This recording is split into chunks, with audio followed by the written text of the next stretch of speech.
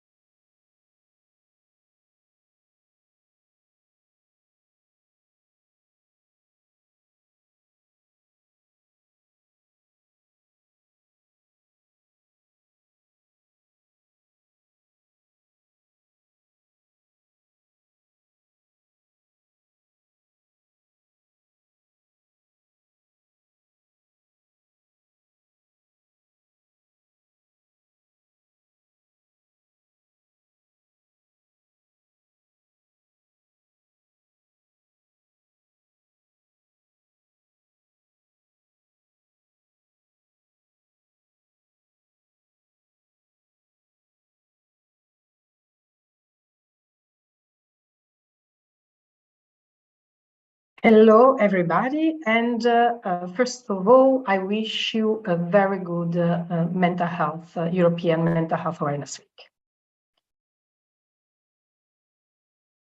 I would like to welcome you to today's event. Before we start, I have some housekeeping rules for you. First of all, for your information, the webinar is being recorded. You can ask questions or make comments at any point during the webinar through the Q&A function. Also, please, if you are on social media, use the hashtag #SpeakUpForMentalHealth to share information about this event. And you can find more information, including our policy asks, on our website, mhg-sme.org.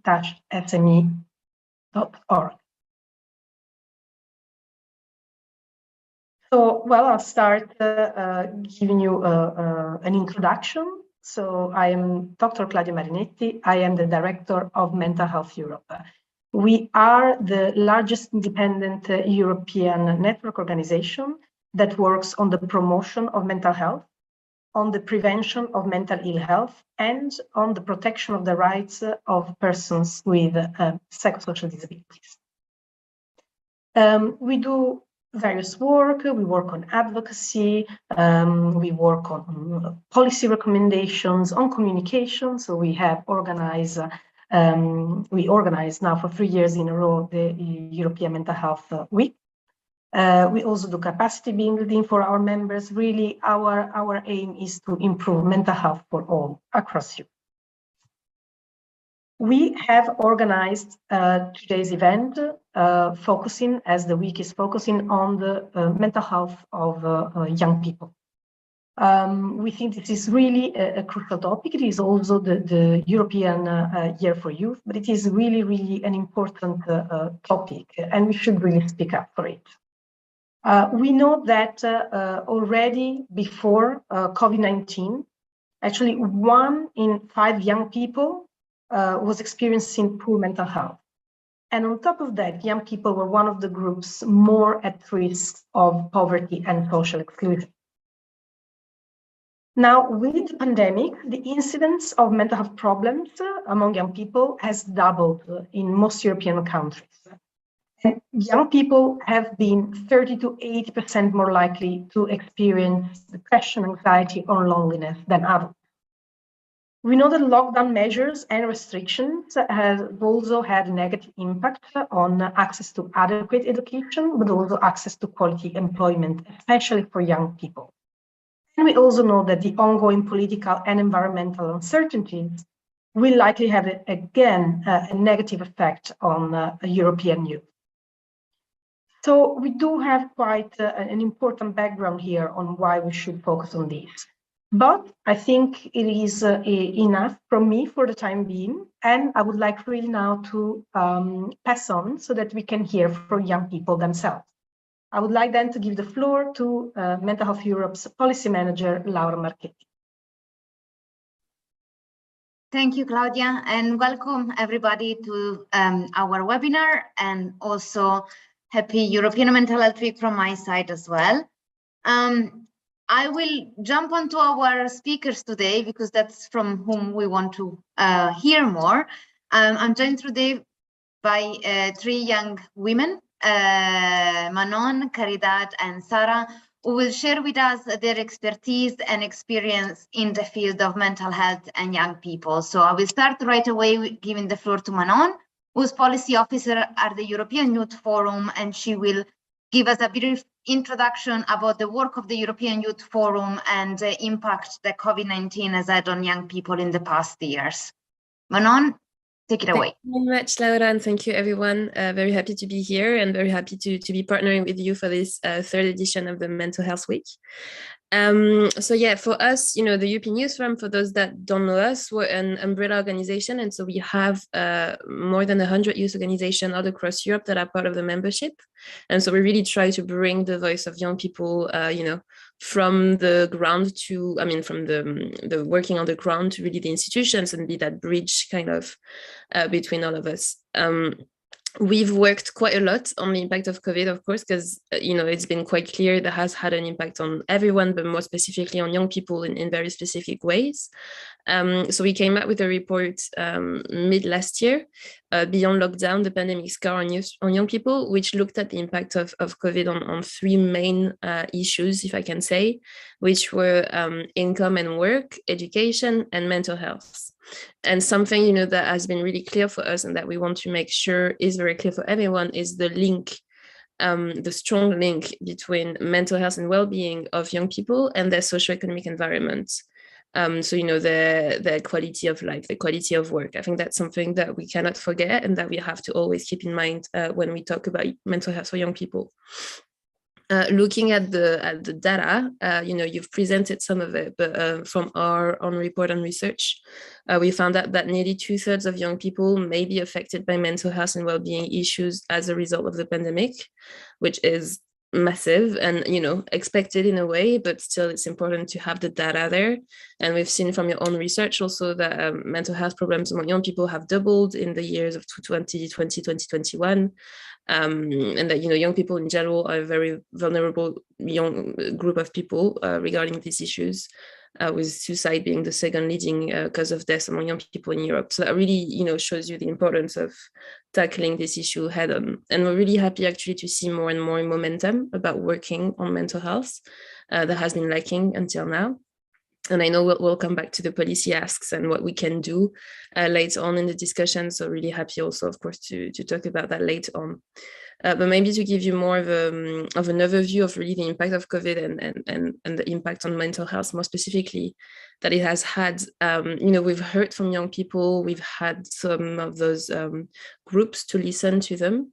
And many were talking to us about, the decline in the economic circumstances, losing their independence and their financial stability has been a big point. You could imagine that after years of living alone, having to go back, for example, to your home, where it might not be always a safe situation. If you're a young person, LGBTQI young person, for example, that might not be a safe space. And so that could have a lot of impact on your life and your mental health. I think, when we look at the impact that COVID has had on the transition from education to employment, the uncertainty that young people have faced with, not knowing if you're going to be able to find a job, not knowing if you're able to finish your education after maybe spending a lot of time, in this, not knowing, if you've needed a job, for example, to survive during your education, not knowing if you can keep that, the costs it incurs. All of this really contributes to a lot of stress and to a lot of well-being issues then for the young people that have to face it. And something else that we really wanted to point out, and that I was, quite clear from also the discussion we had with young people, was all of this, it feeds into one another, and that might then really have an impact on the long term. And I think that's why we need to act now. And it's, even now is always too late, but you need to act strongly and you need to act now so that we do not develop what we call this pandemic scar on young people. So this is really why, I really appreciate that we're doing this sort of events and that we're partnering between organizations to really work on it in a comprehensive way, because once again, we need to look at all different factors of mental health issues and well-being issues that affect young people and work in this comprehensive way, make sure that we address all of them with as much importance as they need, so that, we have the best situation possible for young people all over Europe and further. So that was really a short introduction to the work we've been doing. I didn't go too much into the data because I know it can be a little bit boring, but I'll share the report in the chat also so that people can have a better look at it. And then I'm happy to come back during the discussion also to talk more about what we can do, like technically all together to tackle these issues. Thank you.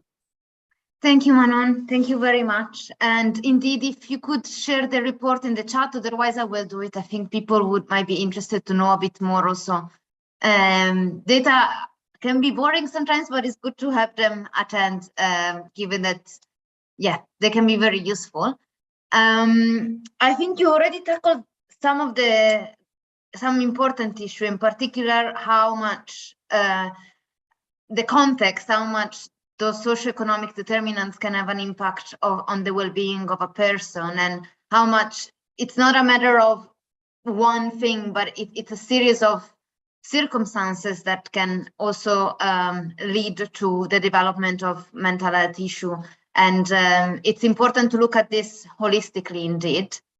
Now moving on to our second speaker, Caridad from OBESU, which is the organizing bureau of European schools student unions.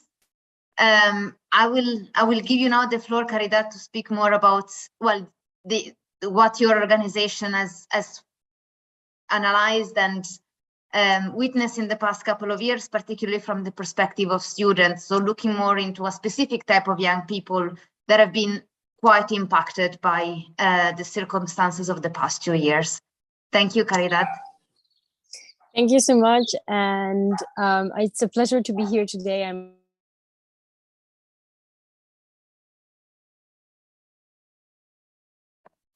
I think we're having a problem, or at least for me, Caridad is blocked. I'm not sure. Well, I see Manon put the report in the chat. Thank you very much, Manon. Maybe I'll try to solve this issue bilaterally with Caridad, but then maybe to save some time, I would give the floor directly to Sara. I'm sorry, Sara, that I put you on the spot right away, but I mean, I know you're ready. Just to give you a bit of introduction to our audience, Sara Langevelt is a young mental health advocate from the Netherlands. She's young, but she has quite a long-standing good expertise on the topic, and you'll understand more by hearing her and her introduction. Thank you very much, Sara, for being with us today, and please. Yes, hi everybody. My name is Sara Langevelt. I'm 19 years old, and I'm just going to tell you right away, because what I'm going to say is going to get quite personal. Because for me, mental health is not obvious at all. In fact, it's a wonder that I'm here, alive and well, speaking to you. 3 years ago, life was hell for me. I had a severe depression and I was dangerously suicidal. If I'm taking you back to March 2018, in the next 2 months, I would be hospitalized in a closed psychiatric ward once, end up in a hospital because of a medicine overdose twice, and there really wouldn't pass a day without hoping that I would die. Luckily, after a lot of waiting and ineffective treatment, I got the right help. Therapy began working for me when there was shared decision making and I had more power within my own treatment. Because when I got the opportunity to decide for myself what I wanted to talk about and which goals I wanted to set, I was challenged to take matters into my own hands. In retrospect, it was really essential for me to get responsibility and to think about what I needed myself. Because the primary objective of therapy is to eventually being able to live a good life without therapy. So that is exactly why it's so crucial, in my opinion, to have as much ownership over your own recovery as possible. So fast forward to 2020, after a few years of therapy, I realized how important mental health was for me. And I think it's really as important as physical health. And for me personally, sometimes it's even more important. Because you can be very sick physically, but still enjoy little sparks in life and be content. But when you're not okay mentally, like I was, life really isn't good, how healthy I may be. So yeah, mental health is very, very important for me. Anyway, I was doing a lot better in 2020 and I applied for the board of the Dutch National Youth Council. And when I became a board member, I got invested in the mental health of young people. I discovered an enormous overlooked societal problem. I discovered my story really wasn't quite disturbing as other stories, because insanely enough, with only 2.5 years of inadequate therapy and waiting, it could have been a lot worse. I really have had a lot of luck because I found around therapy, my parents and me have the verbal capacities to stand up for me. My high school made a tailored program especially for me. My parents could get free from work to take care of me, and they had the money to pay for a treatment that wasn't completely covered. I realized a lot of other young people don't have these privileges, and now I'm feeling well and I'm happy about my life and about myself. I really want to fight for those that aren't able to use their voice. And that's why I started my organization, Essential Waves, and why I'm right here talking to you. Because mental health of young people is under pressure. And I think COVID didn't cause these problems, it just widened and deepened the problems. And I'm really happy that COVID is over, but I feel like we are wasting the opportunity to build the bridges between policy and youth, because we have a really big momentum right now.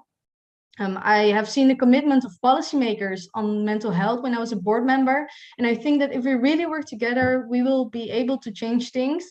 However, maybe a bit slow, but I think we will be, we can change things. And I think I'll touch upon some policy wise points that could have helped me. I'll start with promotion.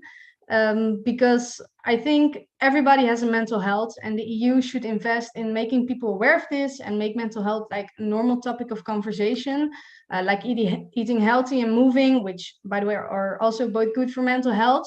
But I feel like we're focusing too much on physical health and we should focus more on mental health as well. And this is not only for preventing problems, but like I said, promotion. So also going from a 6 to maybe a 7 or even an 8, and not only going to a -5 to a 0. Next to promotion, prevention is obviously very important as well.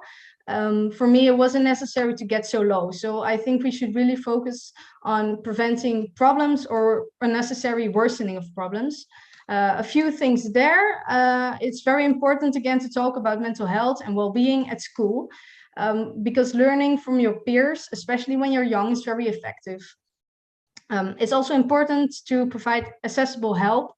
In the Netherlands, we have a very beautiful organization called Theo. And if you have help or you want to talk to someone, you just go to a Theo house and you go there and you can talk to a volunteer. And it's easy, accessible, free, anonymous, and it's on your own initiative, like the anatomy. You can take matters into your own hands, like I touched upon earlier. And if there is more professional needed, obviously there's someone professional that is close in a house. But I think for me personally, if there was a Theo house in my city, I really would have gone there when I wasn't feeling good. So the last thing about prevention, mental health should always be a subject at work as well, because you can be physically sick, and then it's, I think, very normal to talk to your employer, but mental problems, yeah, you don't really talk about that because of the taboo. And I think you should be able to talk about your mental health at your work as well without being scared to lose your job. Of course, next to promotion and prevention, a lot has to be done to ensure adequate professional help as well. I'm just going to touch upon the most important thing for me. That's obviously shorten the waiting lists, because I think it's horrible that, especially if you feel like you want to die, that nobody can help you. In the Netherlands, psychiatric hospitals were full in December 2020. So I've heard a few stories about young people that needed to be hospitalized for their own safety, but there was no place, and they had to sleep in a prison cell at the police station. This is obviously very, very disconcerting, and I think it's unfair that someone with parents that can afford private professional help, like the privileges I've got, I can get help, but someone that doesn't have the money may have to wait for weeks, months, or years to get public professional help. So that really needs to change. So I think coming to an end, mental health is becoming a more accepted topic, and we're really on the way to improving things in the Netherlands and in the EU as well. Despite these improvements, still will to win. That's why I think, despite all the bureaucratic obstacles, I'm really challenging you to keep on fighting for the mental health of young people, because young people don't really benefit from the activities and talks organized by the government for them, but we really benefit from improving structural errors such as waiting list. And I really hope that eventually nobody has to go through the unnecessary misery I had to go through. Thank you. Thank you, Sara. Thank you very much for sharing with us your experience, the expertise that come with it, and also some ideas on how to approach the topic and normalizing it more, as you brilliantly pointed out. Starting from schools, and here I will give back the floor to our other speaker in this panel, Caridad, who's back with us. Hi, Caridad, nice to have you back. Again, to save time, I'll just give you the floor directly, and I'll let you start your presentation and introduction. Thank you so much, and I'm really sorry that my phone was overheated because of the weather outside, because it's really, really warm here in Spain. So thank you so much. It is a pleasure to be here today. I'm really glad that this webinar is happening, and that we are really talking about mental health, and that we are bringing the voice of young people here. And for me, it's really, really moving to be here. And I'm, as you said, Laura, I'm Caridad. I'm currently 18 years old, and I come from the board of OBESU, which is the Organization Bureau of European School Students Union, and we represent over 34 organizations right now from all over Europe. They are all students from high school and also apprentices. And what I'm bringing today is a research we've done in OBESU about the closures with the pandemic happening, and all the schools closing, and how that affected the mental health of the students. So this research really reflects everything that was going on at the time. We have really, I think, shocking and facts that they're currently not tackled so much. So first of all, I wanted to thank the organization for making this research, and our amazing secretariat that really worked on this, and the amazing people that participated into doing this research possible. So I have this fact that I think it's not mentioned so much, that is that over 30 million students were impacted by the closures at the time, and with over half of them between 10 to 18 years old and enrolling secondary education at the moment. And the closures lasted for an average of 10 weeks during the first lockdown period, with additional of 7 to 10 average weeks of closures throughout the whole of the crisis, which I think it's a really shocking fact that over 30 million students were locked in their houses and having online classes. And I was actually one of them, because I was a high school student at the time. And my personal perspective was that it was really hard for me to do that click on my mind, to have to switch from in-person classes to online classes, and being also in my first year of my 2 last years of high school, which are the hardest here in Spain, I think. And that really dragged me into a very bad state of mental health. I started suffering from anxiety, and also I developed, because of this lockdown and this pressure I was feeling from high school, kind of a really general anxiety about everything, also depression. And because I think at that time we had so many time to think about our image on ourselves, and with the pressure of our peers, and just being a teenager, being conscious about yourself, and that also kind of develop an image disorder, or an eating disorder, to be more specific. And this wasn't just me. And this research also shows that lots of students, lots of young people suffer from also these kind of things. They were really conscious about their weight and their image. They were really stressed about the pressure that the school was putting on them, and the pressure to succeed, even though we weren't adapt to this system of online school. And what makes this research kind of unique and important is that students were the center lead of the research. It was made with them, and it gave them the comfortable and safe space they needed to be completely comfortable, and to talk really like they were with their peers,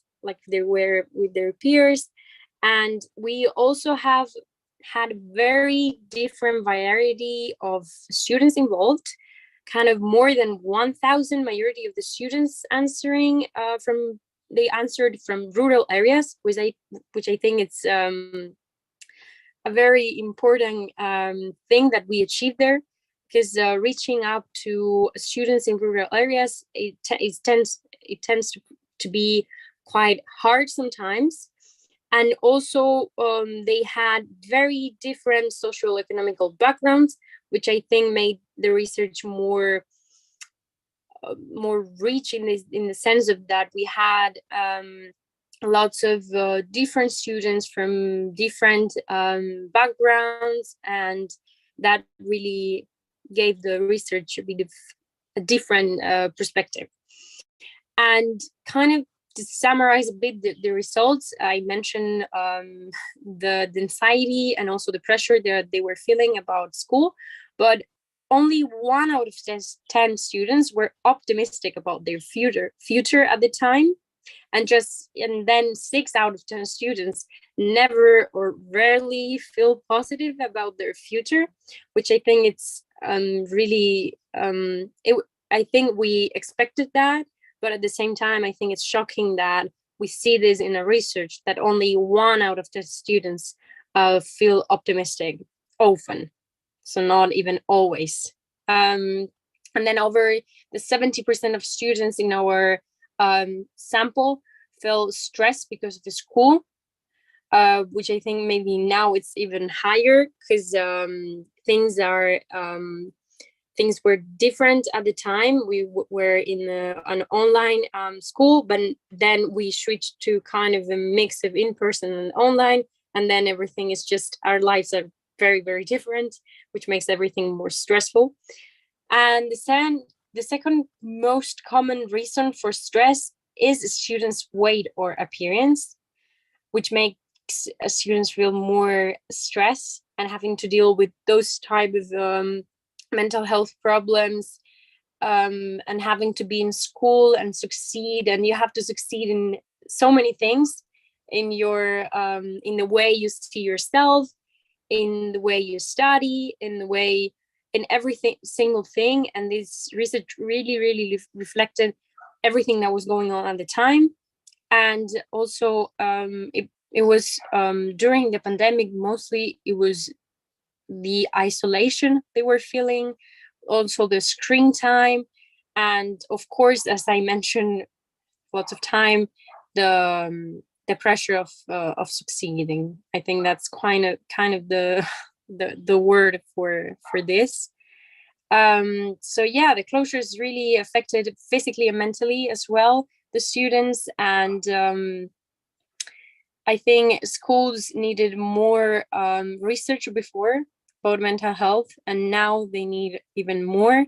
They need more resources, and this really led to a very bad state in mental health for the students, and we need to tackle it, as we already said. We need to tackle it now, even if now it's even maybe too late. But this will go after to the policy and the kind of the solutions we see as possible. But this is kind of an overview of what we did, and that was kind of expected from students to feel this way. And thank you so much for everything. Thank you, Caridad, for this overview. And for the variety of points that you raised, starting from the general concern and pressure the students have by being students, basically, to the issue of accessing support, particularly in certain areas, such as rural area. I think you touch upon a variety of relevant issues that need tackling. And on this note, I will give the floor back to Claudia, the director of MHE, to present to you, panelists and audience, our policy recommendation to address all of this issue. And as you said, the situation was already as worsened in the past 2 years for young people due to COVID, but there was already the need for addressing this issue before. So we took all of this into account, and we tried to come up with suggestion for solution for a policymaker looking ahead. And now I'll give the floor to Claudia to introduce our solutions. Thank you very much. So, well, we have already heard indeed why it is really imperative to work on this issue. Basically, we need to really consider the fact that when we address young people's mental health, it is about surely for them to realize their full potential, but it is also very much about us being able to build mentally healthy societies. Let's not forget that half of the problems, mental health problems in adulthood, start during or before adolescence. So it is really not only investing on the future of young people, it is investing in all of our futures. We know that the European Union and the member states, they already have a variety of instruments that could be used to address the challenges. There is the social pillar, there is a child guarantee now, but this is still quite fragmented when it comes really to mental health. So there is no EU action plan dedicated to mental health at the EU level to really adequately address challenges and barriers. So we have put together those that are our recommendations, because we think that there is a need to really change the system around mental health, and there is a need for joint action really to ensure prevention, meaningful empowerment and engagement of young people, and really to make sure that we have the right targeted support. And one of the first things is that we said there is a lack of this EU action plan. We really are calling for the European Commission to develop a European mental health strategy or an action plan, as it was recommended also by the Council of the EU and the European Parliament and various civil society organizations. Now, to just give you the overview, I repeat, all of our policy asks can be found also on the website of Mental Health Europe. We have 3 key areas: a focus on prevention. It is really important to integrate and monitor mental health in all policies. There is a need to implement a holistic approach to mental health. So, for instance, looking to social rights and economic protection packages to really tackle those that are the social determinants of mental health and ensure targeted support. There is really a need, and we've heard about it, to invest in mental health literacy and include mental health in school curricula and in the curricula of teaching staff. If we do teach to people when they're children that mental health is something beautiful, that we all have it, and that, like physical health, there will be moments in our lives when it goes very well, and then moments where it can go less well, then children will become people that have no problem in seeking support when it's needed, but also in giving support. That is how we're gonna really build mentally healthy communities. We should also provide really skills and resources to recognize mental health risk factors, to, for instance, teachers, but also to other health professionals, nurses in schools. We need really to provide what we call the mental health first aid skills. And also, let's remember, in times of crisis and emergencies, let's take into account and include mental health protective factors. When it comes to empowerment and engagement, it is really key to have mechanisms to really meaningfully and continuously engage young people in policy and decision-making in all phases, so from the development to implementation. It is also quite important to be able to do outreach to people from diverse backgrounds. So to make sure that also people from disadvantaged situations and groups and living in severe exclusion can actually participate in these processes. It is important to develop and support awareness-raising campaigns on mental health based on human rights and on ending stigmatization, because this is what will be key to change the narrative around mental health. And of course, support the essential role of youth organizations in providing support, information, and services to young people when it comes. And finally, we also really need to focus on targeted support. We need to ensure that services are able to cater for specific needs and to provide person-centered support. We need also to have tailored support that is throughout the life cycle, including during transition periods. So the transition, for instance, from childhood to adulthood.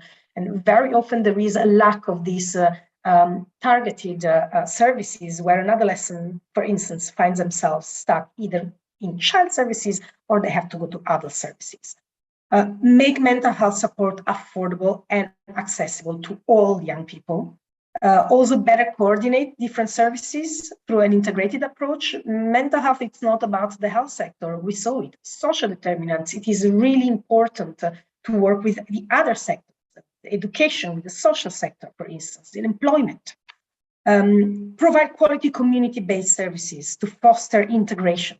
Do not remove people from their communities when they need mental health support. This is also scary, and this might also prevent people from seeking support. You don't want to be secluded. You don't want to be removed from your communities. And then finally, conduct further research and really better coordinate the collection of disaggregated data across member states. So I will stop this here, and I will pass again the floor to Laura Marchetti and our speakers. Thank you, Claudia, for this presentation. I see that there are a couple of questions coming in, and just FYI, we are a bit behind the schedule, so we will try to keep this part around 15 minutes, and so I might have to cut you off if that's not a problem. I'm sorry. So one of the questions that we received is about resources for young people that are struggling with their mental health, if you know, what it could be done to support them. From our side on Mental Health Europe, we have recently actually published a short guide on mental health and young people that you can find on our website. And I will also post the link in the chat. And it's a guide that is intended for young people, especially that might, for whatever reason, they might start not doing so well, and they might not be fully aware of where to find information, who to ask to, even sometimes what are they entitled, like what can they ask, what are their rights. So we put this short guide together to provide an initial form of support to people that might not be doing, to young people that might not be doing well, and with the idea that this could help them more. For the other speakers, I don't know if you have any material from your own organization that you would like to share about how to help young people that are struggling. I see other questions are coming in the meantime, so I can also move on to one of the other questions. But I wanted to give you the possibility to answer this one. Yeah, I mean, maybe just to come in, I think we don't really have material like this as of yet, at least because, you know, it's still quite new work for us. And then you have organizations like Mental Health Europe who are really experts on it. And so have really this sort of content that then we can help develop, you know, in the drafting phase. And we do have a big membership. And I think through the membership, you know, OBESU, for example, is part of the membership, or the Dutch Youth Council. So you do have experts also within the membership that develop their own content, and we're always happy to share more about this. I don't know if it's also, if I have time, maybe to react on some of the policy asks. Yes, right? absolutely. Yes. Yeah, indeed. That was also one of my other things that I wanted to ask the panel, if there is anything that you would like to elaborate more on the presentation of the policy asks.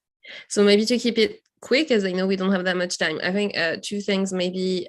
Well, we're really, of course, in sync with everything that you've presented. I think one really important thing for us is the whole thing around empowerment. Like, you need young people to be involved within the whole design of the policies and the development and the implementation. It's something that Sara was saying also, that, you know, being involved yourself as a young person into your own treatment even is very valuable. And I think, you know, that's really good that it's there. And we always ask for the involvement also of youth organizations that bring this expertise and the young people's, you know, lives and experiences, I think is fundamental. And then to reinforce what I was saying at the beginning about, you know, this is all extremely important. And then also in terms of, if you look at the prevention, it's also about making sure that young people have a decent life.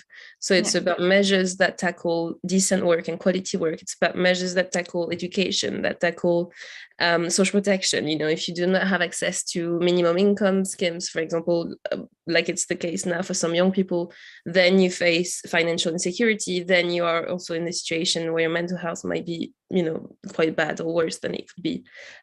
So I think you have to look at it from different angles, of course, and that's why I really appreciate, once again, our partnership there also between the Youth Forum and Mental Health Europe, because you do have a different perspective and a different angle there that I think goes very well together and is completely necessary, and I hope will be translated through all the different policies that policymakers will then develop, and that I hope we'll all be involved in also in the future. And right now, even, especially taking advantage of this European year views. So thank you again for the work on this also. Thank you, Manon.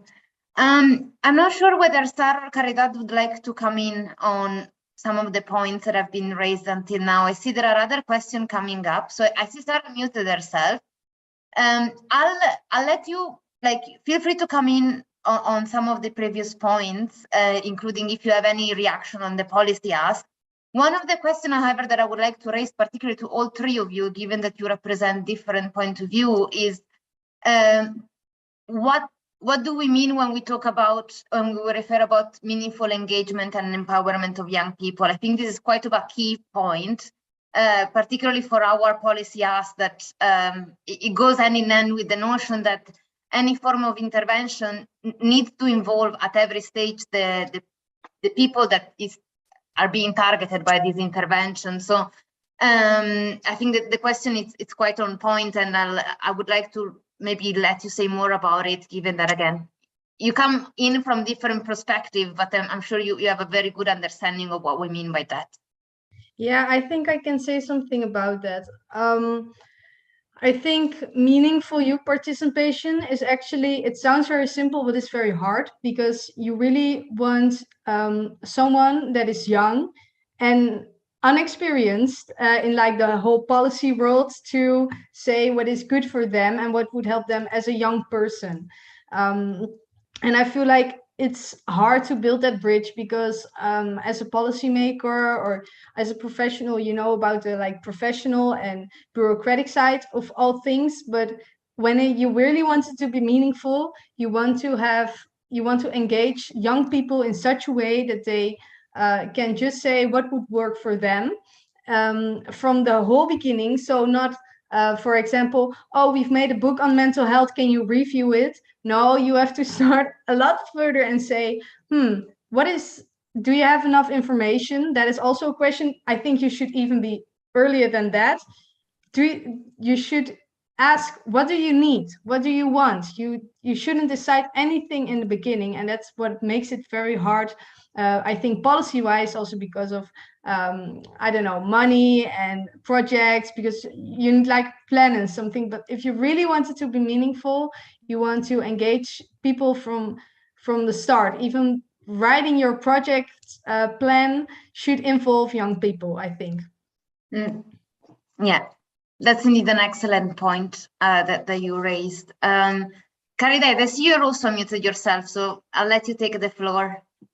Yeah, I just wanted to add, to follow what Sara and Manon were saying, and on the aspect of policy making, and when they ask young people to review something on, or if they think that what they've done it's good, it's what Sara said, this type of things should come earlier than not just when they've done something, but before they do it or even think about doing something. I think they should really ask us what they can do for us instead of what we can do for them, because they tend to really ask us to review something and to do something for them. But sometimes it's more than what they can do for us as policymakers, because they are there to make things happen and to really have, this kind of, I don't want to say this word, but power to make the policy work, because they are there and they have the discussion every day between each other. And that's why in the organization, in Obesu, we always say that nothing about us without us, because at the end it's kind of the sentence that we have with us every time we do something. And and not work not only for but with the students and students unions and organizations, as we said, because sometimes we have many things to say, and we are kind of these policy makers ourselves when it comes to our organization and our lives. So I just wanted to raise kind of those points. No, excellently. And I think by doing so, you also kind of tackled another question that we receive about the current, how young people are being involved right now, whether it's enough or what should be should be changed in the design. And I think you already raised very nicely the points on how, you know, the whole concept of empowerment, where it should be coming from, and therefore what it needs to change in the concept of involving young people. Another question that we received is more about what each and every one of us can do to allow young people to reach their full potential.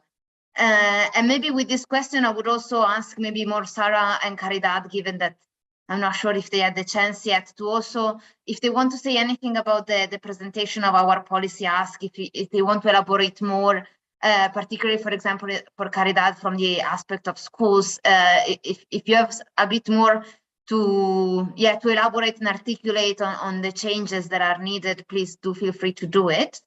So yeah, going back to the question, like, what do you think is your role or the role of your organization in ensuring and allowing people to reach their full potential?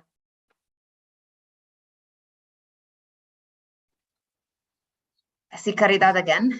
Yeah, I think our role is sometimes to give ourselves as young people and to other young people the chance to be heard and to really speak up for their peers and for themselves.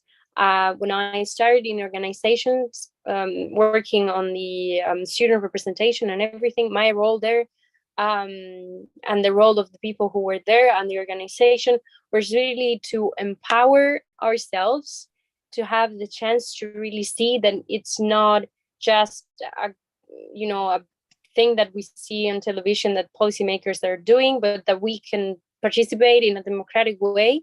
And that also gives you kind of the spirit to really speak up, and also it helps your mental health to be heard and to have a safe space to go to, because sometimes in school we face so many things, and this is something that also goes with the policy remarks we were doing, so that in the organizations we also identify and address what is working and what is not working in the school system, and also in the things that happen in school, like bullying, or like the version of the cyberbullying, and to really address that and to speak up about that, because young people are the ones who tends to suffer these type of things.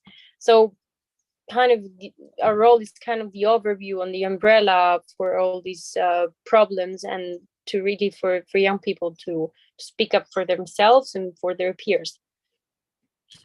Thank you. Yeah, maybe I can add to that. Yeah. Speaking for myself, I really, like I said earlier, I feel really privileged that I can talk about it quite easily, and I can really talk about my problems and what I've experienced. So I really want to share my story to, on one hand, give young people the feeling that they're not alone and it's not weird, and that even when you really want to die and it's taking a very, very long time and you have to try again and again and again, and then it doesn't get better, and it might get better, because I'm here still as well, and I've struggled so much and I've gone through so much, and I'm quite happy, and I feel like, yeah, it's behind me. I know maybe I'll be depressed again, but I'm not afraid of it. So I think that even when you feel very, very low, I want to give those people hope that it can get better. And I really want to speak at these kind of events as well, because I feel like if we talk more about mental health in general, and that's what I wanted to say about the policy recommendations as well, if we just make it a normal topic, just like, oh, I have a stomach ache. You go to the doctor when you have a stomach ache for 2 weeks. So when you're not feeling well for 2 weeks, like in your mind, you should go to the doctor as well. I think if we all talk about it a bit more, and then a bit more, then it becomes a normal topic of conversation, and we will all benefit a lot from that, I think. Maybe if I can just follow up to that quickly. And thank you a lot. I think for what you can do at your individual level, I think it's also a lot about learning about mental health. Changing your language. Sometimes we all use in lots of different languages some words sometimes that have an impact that we maybe don't realize. And I think, that's a conscious thing that you can do and work on yourself. And, it's very tiny, but I think it helps always. And it's always good to learn about those topics. And maybe to take a step back, just to question the question on the empowerment. I think for us, really, it's the purpose of youth organizations and organizations like the Youth Forum, right? It's about giving this capacity building to young people that enter those youth organizations to then be able to really feel empowered and be empowered and be in direct contact with the policymakers and really be involved since the beginning. We're also pushing for something that we would call the youth test, which would be basically something that we use to review all policies and the specific impact it would have on young people, a bit like gender mainstreaming, but with youth, which we think is really useful and really necessary. And that would also work for anything that has to do with mental health. And to make really sure that this empowerment and this involvement of young people is from the start and is continuous until the implementation and even the review of the policies that are implemented at national and European level. So I just wanted also to come back on this one. Thank you, Manon. We're running a bit out of time. I see some more questions are coming in. So what I will suggest is that I'll put my address in the chat, and I would invite for any question that hasn't been answered to follow up with me, and I'm happy to either give you the resources you're asking for or put you in touch with the panelists if you have any follow-up question with them. I will give back the floor to Claudia to do some closing remarks on our webinar, and I would like to thank again all the three panelists, Sara, Manon, and Caridad, for joining us today, sharing their experience and expertise, and also supporting MHE in our work and in, as we have been discussing, normalizing mental health. Thank you. Thank you very much, Laura, and also on my behalf, thanks to Sara, Manon, and Caridad for your very important and powerful contributions to today's event. A lot has been said, and we have talked from the importance of decision-making, and really let's not underestimate our young people. They do know what they need. The role of education. So education, often we think at school just as about learning, and that is really not. That is where people grow. There is where relationships are shaped. So it is so much more, and that is why there really needs to be the right approach to education, and also very importantly to make sure that all young people can access education and quality education. We have spoken about the links between social determinants and mental health, and really the need to act with a view on the long term, because we need to avoid to get this sort of like patchwork kind of solutions, simply to find a solution to an emergency. No, we really need to start planning, looking at the long term, if we want to have thriving communities. Promotion, really important to change the narrative around mental health and prevention, how important it is really to have mental health literacy at school, at work, really across our societies. So I would also like to conclude, there was a question on the European mental health strategy.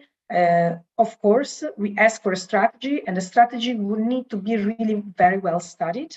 That would need to be a study of what is the situation in Europe, in all the member states, to make sure that we come up with a strategy that is applicable everywhere and that will be implemented everywhere.